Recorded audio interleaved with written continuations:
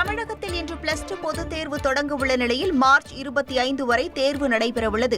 3316 மையங்களில் 8,21,000 மாணவர்கள் தேர்வு எழுதவுள்ளனர். தேர்வு பணிகளில் 45,000க்கும் அதிகமான ஆசிரியர்கள் ஈடுபடவுள்ள நிலையில் முறைகேடுகளை தடுக்க 4,800 பேர் அடங்கிய பறக்கும் படை குழுவினர் பணியமர்த்தப்பட்டுள்ளனர். சென்னையில் 250 மையங்களில் நடைபெறும் தேர்வில் 60,000 மாணவர்கள் பங்கேற்க உள்ளனர். இதனிடையே 20,476 பேர் சிறப்பு சலுகைகளின் கீழ் பொதுத் தேர்வு எழுதுவதாக பள்ளிக் கல்வித்துறை அறிவித்துள்ளது.